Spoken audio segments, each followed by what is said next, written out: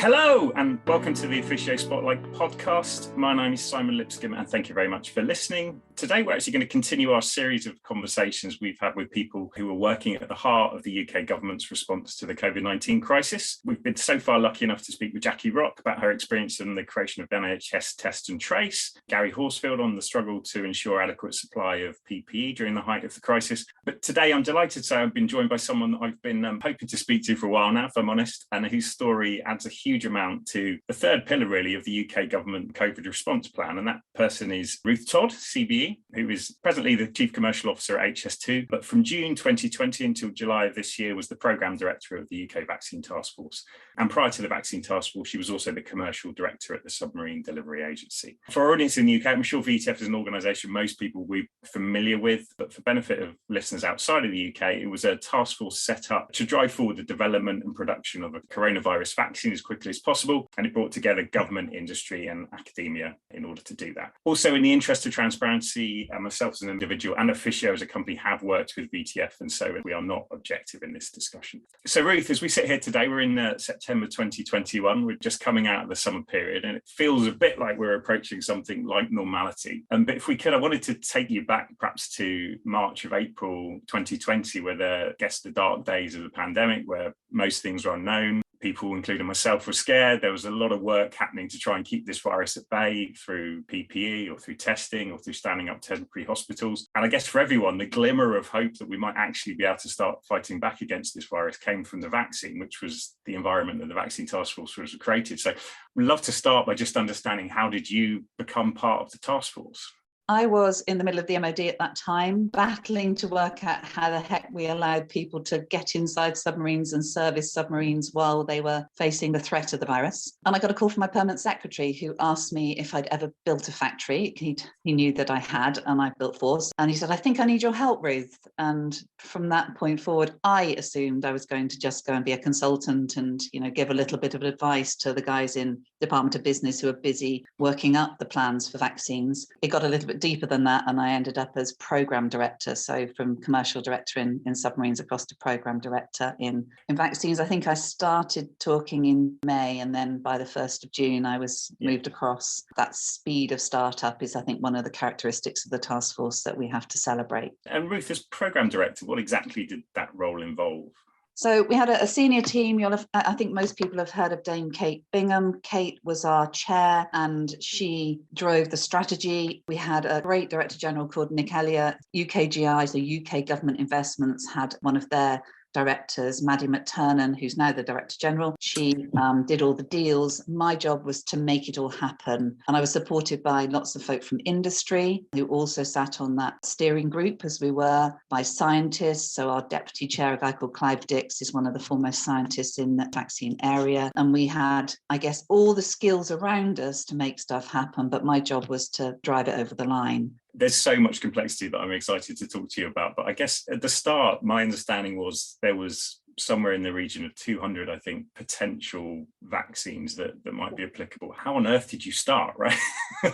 Well, so that's down to the group of scientists that looked at them. So they ran a due diligence process. I mean, we used conventional methods. We just did them very quickly and had the right people in the right place. And that power of the team is something that's characteristic, I think, of the task force. So we were selecting vaccines, but in parallel with that, we were also creating the enabling capabilities to be able to deliver vaccines. So probably the first thing that happened that government would be aware of was back in February, I think it was, the Bioindustry Association took a look at what the UK's capability was in vaccines, and they ran a survey, all that, miles before we got too busy with all this stuff. So by March, they were very busy in that survey. And the information they gathered there, understanding the competence and capability that was within the UK, we used prevalently and was part of the reason that we were enabled to start. And then in parallel, we brought together a group of scientists and academics who were able to look at each of the data sets that were emerging for each of the vaccine platforms that were out there and each of the suppliers. It's pretty practical stuff. We said, is the science good enough behind this one? Is there any data yet to support them? Can they make it or can't they? Do they have a means by which they can produce this at volume? Is it coming from a place where the UK will be able to regulate it? So it's a proper due diligence activity, just as you do in many acquisitions of businesses. Yeah. We were acquiring a product without a lot of knowledge. So we were doing that early on. The strategy was to spread our bets. Okay. So you will see that the UK initially invested in 7 vaccines. Each of those vaccines is from a different modality. There are 4 different modalities of vaccine. So you've got adenoviral vaccines, which is like the AstraZeneca vaccine that many of us are. I'm wearing in my arm. And me as well, yeah, very proudly. Yeah. And that grouping of vaccines we were hopeful of. We have the mRNAs, which is Pfizer and Moderna. Again, a number of people have been vaccinated with those. They were the new kids on the block and have great potential for other applications of vaccines too. So you've probably heard of cancer vaccines. That's a really exciting prospect, I think, for many people. There are those 2 modalities. You have the traditional inactivated viral vaccine, so where you take the virus and you make it safe and then you inject it into people so their bodies experienced that virus. And we backed one of those. And then we have protein subunit. So that's the likes of GSK. We've got some in each of those 4 quadrants. We didn't know which would get there soonest. We went for some of those are kind of your safe bets. So you'd hope that an activated virus vaccine would be one that was going to have a level of potency. We expected that some of them would be fast, or we knew that Oxford University was in great shape.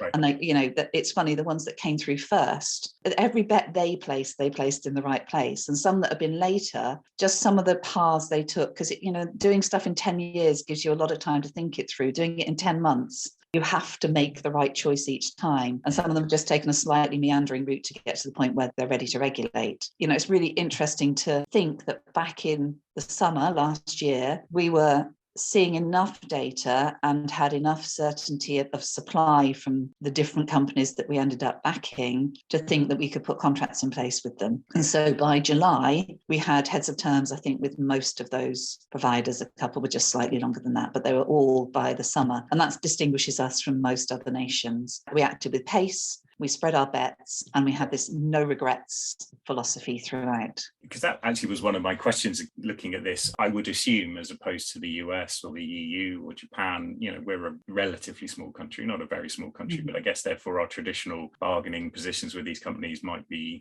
on the face of it, not that obvious, but we're recognized, I think, to have a world-leading answer to this problem. So it was those issues. Were there any other things that we did very well to put us in that position? So we were very concerned that our buying power wasn't as strong as either the US as a massive nation or the EU that was buying on behalf of a number of nations. So our population is 67 million. The EU is dealing with 450 million. Yeah. So you can imagine how much more vaccine they're buying, and that's a much more attractive offer for the big pharma, because they're dealing with someone who's going to have that proper volume and expecting longevity of supply, which I think all of them had in the back of their mind. It's a better place to be. So us being so swift, I think, was really helpful. So we got ahead of the curve, and that, I think, was our key tactic to get the contract bit in place. Because don't forget, getting a contract in place doesn't get you a vaccine. None of this stuff proven. It had a whole load of product development activity to go through before it was going to be ready to inject in someone's arm, and for the regulator to say yes, which is slightly important. So that speed is the key thing, and having a very empowered team to do it. So Maddie, who was responsible for those procurements, she's spent a lot of time and some very late nights and had some challenging conversations together with her legal advisors. So we had some brilliant legal advice, and we've seen a number of people being given honours from companies that wouldn't traditionally have done that, because we just acted as if everybody was part of our team. It doesn't really matter where you came from. If you've got a contribution to make, you've got to make your contribution. And I think that's fascinating. But it worked for us, and everybody was on the same mission. All of us felt compelled just to do whatever we could to get a vaccine ready as soon as possible. And that those early procurement decisions were absolutely key in that, together with this parallel activity of enabling activity, so that we had our hands on glass vials early. So we bought glass vials fairly early. We've subsequently used with AstraZeneca. We worked with Public Health England, who'd got a lot of glass available already because they've got that as backup stocks for the flu vaccine. And, everybody collaborated. You can hear that, can't you? And it didn't matter if you're in the supply space, or you'd come from industry to help government, or you were a civil servant, or you were another department within government. We all just kept trying to find solutions to really gritty, difficult problems. Yeah, it was interesting to understand in the early days of VTF what the expectations were, because I guess even then, we're now in a world where the Pfizer and the AstraZeneca, from an efficacy perspective, are shown to be very effective. That wasn't taken as granted, right?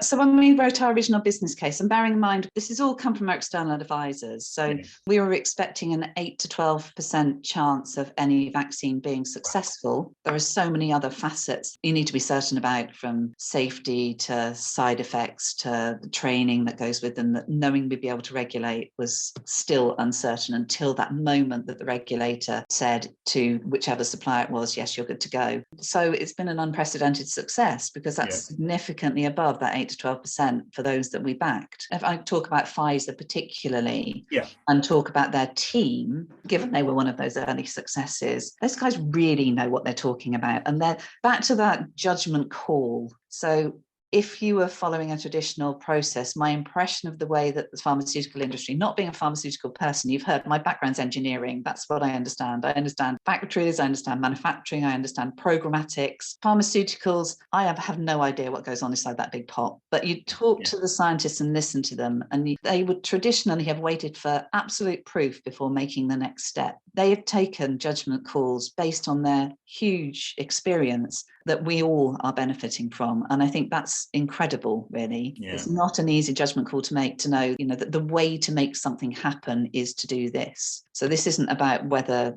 the result is in good shape. That's all proven, the full data sets are there to do it. But how do you go about creating the vaccine? What's the best balance to make in the science that sits behind these very complex chemicals, in Pfizer's case, because it's a chemical vaccine. When you listen to these guys, they just know their stuff, and they put themselves out there and made decisions that were really beneficial to us. That above and beyond, I saw in everybody who participated in the vaccines enterprise, whether it was my apprentice who was taking in so we had lots of offers of help. At the time those offers came in, you didn't necessarily have a requirement to use them, but we knew at some point we were likely to need something we hadn't expected. We recorded all of those, through to Kate and her absolutely belief that no mountain is too high, no river is too wide, and we will make this happen. And you've got that everybody in between, and the breadth of the supply chain around us that did something incredible and different. And I think that above and beyond was just prevalent. Amazing. Quickly going back to the science review. So when it started to become clear that these were not just vaccines, but incredibly effective vaccines, how did that feel? Was that a genuine surprise to people? Did it drip feed over the months? Was there No, you don't know. Right, It's incredibly protected. Okay. Incredibly protected. So our scientists would know that the science wasn't saying it wasn't effective. So we knew which ones were not going well, but how well any of the ones that were going well. First of all, it's commercially incredibly sensitive. And secondly, until the regulators said they agree, that information has no basis that we can use. So until the point of regulation, we didn't know. And finding out in parallel with the regulator looking at the data, just after the regulator got the data, we also gave it to our scientists. So you've heard of JCVI, the Joint Committee for Vaccination and Immunisation, and Wei Shen Lim, the chair there. They had the data just after the regulator got it. They started looking at the data. They weren't allowed to say anything until the regulator had decided, but it meant that as soon as the regulator said yes, we knew what the decision had to be, so that they were then able to say, right, now the regulator said it's okay to go, these are the people that we think this is applicable to, and this is how we suggest we talk about it. But we had no rules. Again, this is me talking not as a scientist, but the conversations were always around, if we get 50 or 60%, that'll be great. Yes. And then when Pfizer came in and Moderna came in and AstraZeneca came in, and they all absolutely nailed that. It was just amazing. You have no idea first of all, how much relief we felt.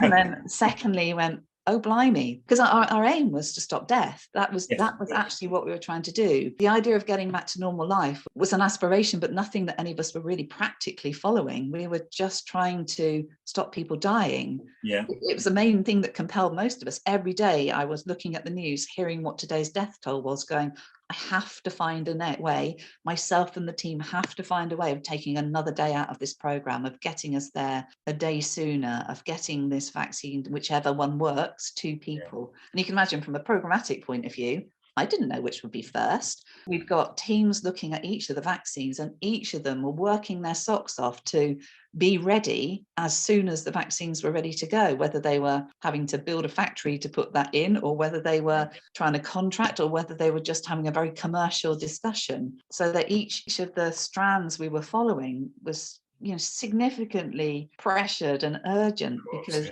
it might have been that one of the ones like AZ, we were pretty confident were coming to the party quite soon because we were working so closely with them. So we knew that they were developing well. We knew they were heading through their trials well. We knew that they'd got production starting. Their product is incredibly difficult to make, by the way. We should talk about that, because all the stuff you've heard in the press, there's a reason why they really struggled to make the numbers. It wasn't lack of endeavour, I can promise you that. But because we knew how they were getting on, they were obviously, close to the front, but we had no idea whether they would have the efficacy or whether the regulator would like the vaccine. We were backing that and being very urgent about it, at the same time as making sure that the programme looked at all 7 vaccines and pressed all of them as hard, because if AZ hadn't been successful, Pfizer hadn't been successful, we'd be looking to the next one that was coming up and the next one that was coming up. It was really fascinating because you were blind. And to that point, Ruth, obviously there's a huge amount of complexity around the science, but then I'm assuming as the science began to show promise, huge problems around supply chain, around manufacturing, around logistics. Yeah. And at the same time, I'm guessing you had to make the typical decisions on commitments and contracts well before you knew any of this stuff was going to work, right? That's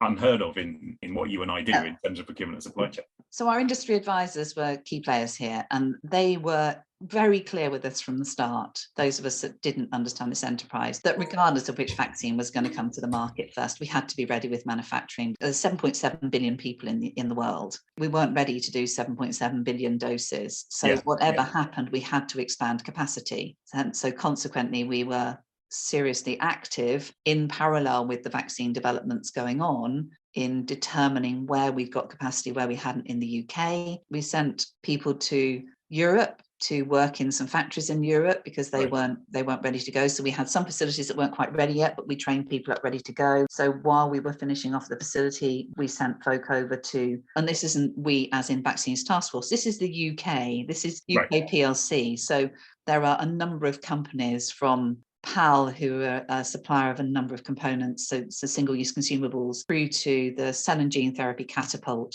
who would really be looking at cell and gene therapies and new technologies in that area. They all came part of our enterprise, and they all participated in helping getting vaccine made somewhere, not necessarily their facilities, not necessarily their stuff, but just in playing their part in protecting. And what an incredible industry that they were prepared to do that. But that was what we experienced. And I think the Bioindustry Association has, and ABPI, who represent the bigger pharmaceutical companies, have both played incredibly fairly and proactively to support the UK PLC issue and wider, because we've been sharing vaccine and presenting vaccine to a number of other nations and really playing our part in the world. What disciplines in supply chain management did you deploy? We called it a program, but actually what we were really doing was managing a supply chain. So I think we did a lot of supplier relationship management. We did a lot of supply chain risk assessment and management. In procurement terms, we were really swift to do the deals. Contract management that sat behind that was very simple. So that was a relatively easy part. But primarily, we were managing supplier relationships to leverage things and work collaboratively as a consequence. I mean, to that point as well, I mean, I'm assuming even, I suppose from that manufacturing perspective, this is done in the context of all the other countries around the world trying to acquire this vaccine at the same time. So, even basic things like glass vials or stoppers or even the kind of simple chemicals that make up the base of a vaccine. I presume there was unprecedented demand on that all of a sudden as well, right? Yeah, it was hell. It was really difficult. Some stuff we strategically procured. Okay. I think the distinction for the task force is because we were a rainbow team, because we had industry, we had consultants and contractors, we had civil servants, if we wanted a skill set, we brought it into the team, either working directly or by working in partnership with companies outside. That's pretty unprecedented, isn't it? And everybody, as I said, worked collaboratively. So whatever we needed to do, we found a way of doing it. And we were proactive in our procurement. So where we expected and anticipated issues, then we solved them. And then when we had problems, and I can tell you there were many, I won't talk about what many of them were, we solved them in every way we could. It's not a program that we managed through schedule or through cost.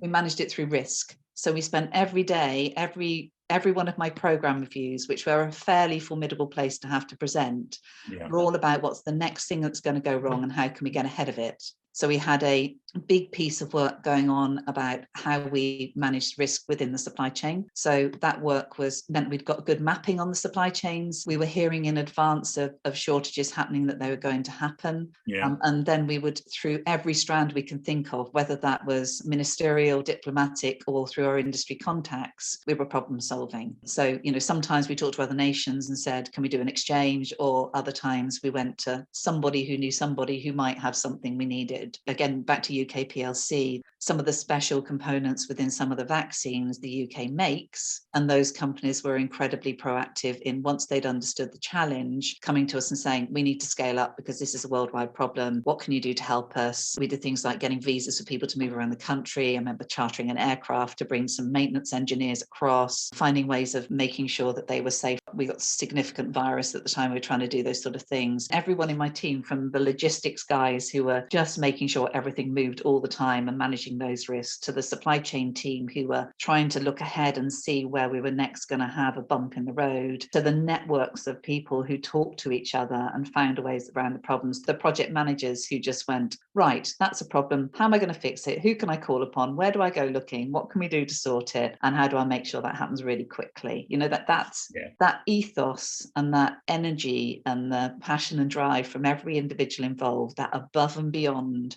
way of working was truly characteristic, I think. And I just think there are going to be 300 of us meeting this week. For the very first time, we're meeting this week. And I think all of those 300 people, some of whom stayed for a short time, some of whom stayed a long time, everybody did their level best to get things over the line. And what did I do? I steer these amazing people and constantly was grumpy, constantly saying, you've got to be able to get there faster. You have to be able to do that better. There must be a better way of doing it. Have you looked over here? Have you tried this? And was just Mrs. Grumpy the whole time. Meanwhile, they're actually making everything happen. That result that we managed to achieve in the UK is born of all those people and the success that they allowed us to all revel in as we're seeing my mum and dad being vaccinated, that human outcome as a result of all those individuals' efforts. And thank goodness you were grumpy, Ruth, as well, right? I'm really horrible when I'm grumpy. Yeah. I had to keep remembering to demonstrate a sense of humour alongside being grumpy because it wasn't easy for people. We had no choice. We had to be very, very pressing. And we checked in with people. Mental health is quite a big issue for us. So you can imagine the pressure every individual was under. Trying to balance that was really challenging. But we had to remember we were all human and we all looked after each other. So I would get texts from people after things that had been tricky. And it doesn't matter what level we were in the organisation. We just looked after each other as best we could. If I'd been horrible, then someone would get hold of me and go, you were horrible, would you go and apologise? And there was a very unegotistical, very level organisation to work in. And what a result, right? I mean, amazing. Yeah, thank goodness. Yeah, let's be frank, I was late. I wanted to be there sooner. One of the well-known facts I think about you and the VTF when I was doing my research is around the naming of the vaccines in the early days submarines. So there's a couple of things. One, is that story true? But two, I mean, I guess that's another example of one of the other challenges amongst all the other things, is that presumably stuff had to be kept, close, right? This is a very valuable commodity or information to lots of people. So I assume amongst the myriad of all the other problems, there was secrecy and national security issues that really had to be considered as well, right? You are quite right. We did name all of the programs so that they had code names. There are a few reasons for that. First of all, to try and protect the suppliers, because I think we have to remember that they were also under huge pressure in this too, and that media eye is pretty strong, but mostly so that we were able to talk about things freely and made confidentiality easier to manage across the teams. And yes, we did name the first phase of naming, and there were a number of times that names were leaked, so we had to change them. We're all submarines, and that was my I remember we were coming up with ideas, and at that time we were incredibly empowered, so I kind of made every decision on the hop, and I think we should name them after submarines. And I sent a list of the names to Ian McCubbin, who was our key industry advisor and frankly guru, and he had such fun with the team from the BIA, who'd of course been doing all this early work. They named the original project. Code names were quite important for confidentiality primarily, When I went to our local vaccination centre, the language they use is that this stuff is liquid gold. Yeah. And that's how they described it. So you can imagine that we were very vigilant to the security of our product. You're a hugely experienced professional. I'm sure you've had lots of challenging and complex projects before, but I'm assuming you've never had to do them in the full glare of an expectant public and media that suddenly are all supply chain experts. And what was that like as well? I mean, that must be a completely different dynamic. In terms of the media spotlight, I was kept well away from that. So Kate is fantastic in explaining really clearly what is happening and what we were doing. So she was brilliant in the public eye, I think. And then for me, as the programme director, I kept well away from all of that. There were a number of people who are really focused on how do we make sure that the story people hear gives them confidence, that they understand when these vaccines come to light, that they are going to be vaccines that are truly safe and that they've gone through every step of a normal pharmaceutical process in being developed. It's just we've done it much faster. How do we manage that story? There was a lot of work going on about the story that's told in conjunction with the Department of Health, with the NHS and the devolved administrations and Public Health England. So the likes of JVT, he has been an amazing communicator throughout this. So the media spotlight, I think probably I was pretty blessed in being kept away from, and I was allowed to crack on and juggle the balls and keep being grumpy, really. Yeah. We started talking about AstraZeneca and their manufacturing and the complexities. And I guess that's perhaps a point to come back to, because I remember reading media stories. So yeah, perhaps if you could just pick that up, because you said it was much harder than people gave it. So they're making a biologic vaccine, so they're growing cells. So bear in mind, I am not a scientist. So if any of them listen back to this and feel the need to laugh at me, I'm absolutely fine with that. But as a sort of non-scientist and someone who's just listened to the stories that are told, the AZ vaccine is an incredibly fragile structure. It's really, really difficult to make. Now, we're really lucky because in the UK, there's a company called Oxford Biomedica who make a adenovirus vaccine, so a similar, but even more fragile vaccine. Right. They had experience in dealing with these really difficult cells to grow and to keep stable enough so that you could then turn them into vaccine. So that job of growing cells, there are two things that are really difficult in doing that. First of all, to make them grow consistently so that you get an outcome. And then to increase productivity, the adjustments to be made are really subtle and take years of development. Moderna and Pfizer, you can get 1 million doses in a thermos flask. It's incredibly potent and a chemical process to produce. There's then a whole load of really clever stuff that happens to turn it into something that you inject and to make it so that your body can accept it. But that's the kind of core of it. These guys were producing in huge vats and trying to get consistency of process, trying to get consistency of growth of these cells. So you've got a lot of product complexity and different product types, all of which have different characteristics as to how you can produce them and produce them productively and produce them consistently. And so predicting outputs is really tough when you've only done 3 batches or 4 batches and you've done a batch in the lab on a much smaller scale and you don't know what the yield will be when you start producing in a bigger vat. And that's true of a lot of the different vaccines, all those which are more traditional. The production methodology needs time to mature to support them. I think we're all pretty surprised by just how potent the mRNAs were. I think that platform has shot to the fore, but obviously early on it came with some really difficult handling conditions. So needing to store vaccine at -70 to keep it stable is pretty tricky, isn't it? Early on we picked that up, bought a lot of freezers, and thank goodness they did, and got them all commissioned and had them all ready. All these things that sit behind the production complexities of each of the vaccines that we had to assume would be the case when they came to market. Yes. And bought on that basis, because it could have been that once they'd made the Pfizer vaccine a few times, it became more stable. And then, as we've subsequently found, it can be held at -20 for a few days, or it can be held in a fridge for a longer than we'd originally anticipated. I think early doors, we thought it was going to be 4 or 5 hours in a fridge and no longer. So all those scenarios were planned for, and we spent money to make sure that we were ready for, so that at the point the vaccine was ready to go and it had been through its regulatory process and it was produced and we got enough volume to be able to deploy, we had the means to deploy it. You can imagine the complexity of that conversation and the number of different strands, and that the Public Health England guys particularly stick out in my mind because they had to set up that physical supply chain and then the NHS beyond them to do the distribution of that, which is again no small whole endeavour. And then they also had to try and work out how they were going to instruct the clinical staff to administer it with, early on, fairly scant information, because until you've been through regulation, the specific rules about how it should be administered don't become clear. If we waited fully until we got regulation before we started preparing for what the likely outcomes were, then we've got to draw up the packs, get them all printed, and then train individuals. So we did a lot of stuff at risk, and then where there was minor amendment, which is what it ended up being, thankfully, because of the skill of the individuals involved who worked that out. We were ahead of that. So you'd got resources of all sorts, physical resources and people resources to have available so that deployment was possible. And that's the rest of the supply chain, isn't it? We've talked a lot about the supply side, but the supply chain's right through until it's in somebody's arm. And that collaboration was really strong on the supply side. It was equally strong on the health side too. VTF is an incredible organisation that's delivered this incredible outcome. Is there a legacy for VTF aside from the non-small matter of delivering a COVID vaccine and saving hundreds of thousands of lives? But do you think the experience you and your colleagues went through has a legacy in terms of either the science around mRNA vaccines or the way government looks at some of these issues in the future, or generally on those points? It's a really good question. There are some things I think that are absolutely applicable more widely and some things that I don't think are applicable. So, as you know, I've moved back into the world of big infrastructure programs.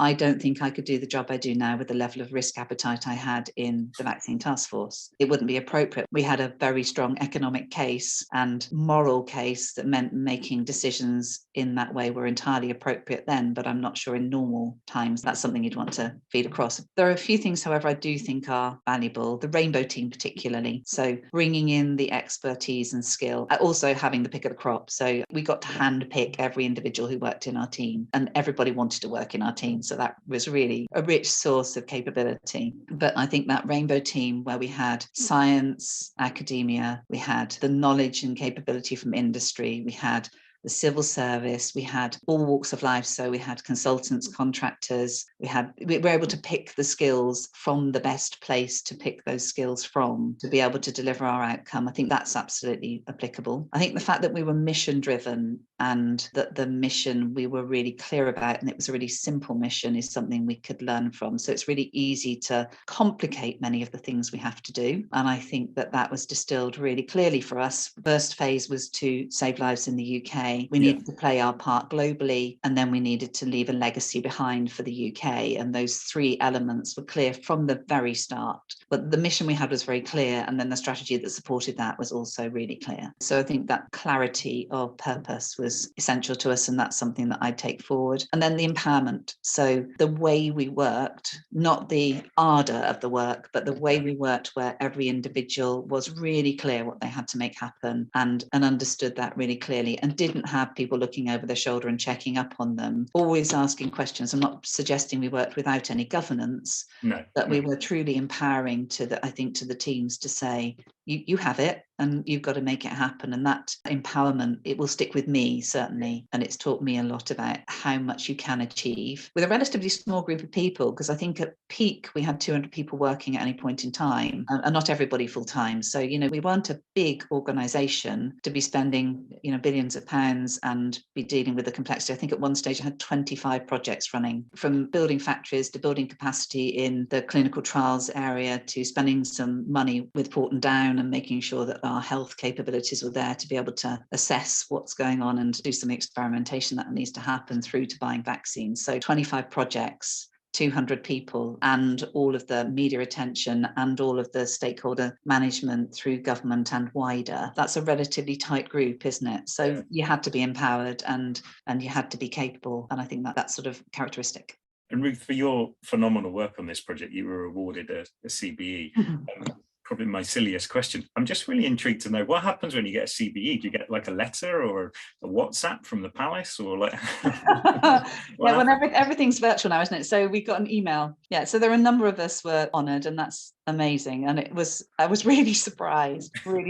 One of the things we managed to do was take our resourcing. I think when I joined, we had 45 people, and 8 weeks later, we had 200 people working, and that's pretty unprecedented in government. Yeah. So Bex was the person who made that happen. And her line when she got her letter, first of all, was disbelief, which happens for a lot of us.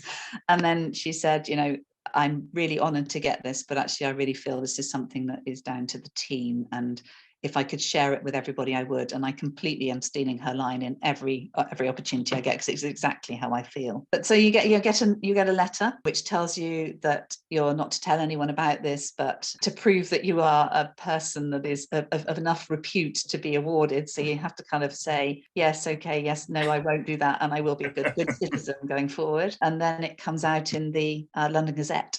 So at 10 o'clock at night, and I'd forgotten it was coming out. And my husband, who knew obviously it was happening, we were out having a barbecue at some friends, socially distanced, of course. And it came out, and I hadn't realised how he was obviously quite excited about it, because he suddenly got up and started jumping around and went, "It's here, it's true. It wasn't just a fake email." So yes. Amazing. And Ruth, I did, when I knew I was talking to you today, I actually asked my kids last night, so they're like 8 and 12. Yeah, I said, I'm talking to the lady that was at the heart of the Vaccine Taskforce. What kind of question should I ask her? And first off, they were interested. So well done on making procurement and supply chain cool. Right? But the one thing they wanted to know, which I think is an awesome question, is just what does it feel like to know that you and your colleagues at VTF played a part in something which has saved tens of thousands of lives and will save hundreds of thousands of lives and will do for years around the world? I mean, that is quite an extraordinary thing. How does that feel? Yeah, it's a great question.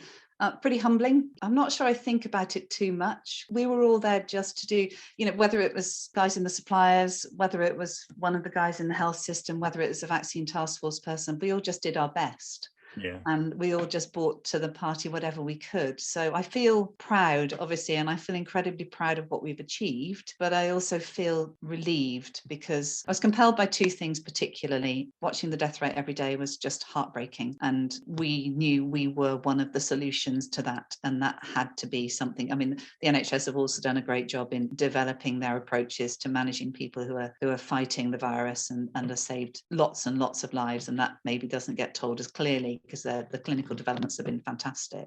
Yeah. But we were a big part of solving that problem. So that was really compelling. And then my mum and dad, my dad was really scared. He was really worried about going out and really worried about what would happen. And knowing that time was there, we lost my mother-in-law early on. So on the 20th of April, so, pretty early in COVID. Those effects on me personally were as important as realizing that we've got a part to play for everybody else. So you feel incredibly compelled and slightly relieved when everything started to come together. And the fight carries on. There's still a lot of decisions to be made. We don't have a programme of COVID vaccination. We don't understand yet the right way to go about doing that. There's a lot of work going on still in the Vaccine Taskforce to come up with the right strategies, work out how we make sure those that are vulnerable are protected going forward, looking at antibody treatments sitting alongside vaccines. There's a whole host of stuff still to be done. And the work carries on, and there are still more vaccines we hope will be successful, which give us across the modalities more choice, so we can choose the best clinical options to make sure that people's protection is where it needs to be. So there's lots still to run. I think it's a story that's only partly told. Ruth, it feels like probably an appropriate place to draw the conversation to conclusion. Thank you to you. Thank you to everyone that worked on VTF. I mean, extraordinary project, extraordinary outcome. I think anyone in this country and in the world should be grateful that you guys did the hours and made it happen, and that you were grumpy.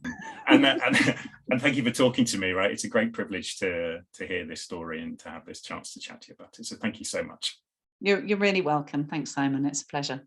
If you enjoyed this podcast, please click the follow button on your chosen podcast platform. We'd also absolutely love to hear your views. So please do leave us a review on those platforms, or indeed send me a message on LinkedIn. And we'll be back soon for another discussion with senior industry figures.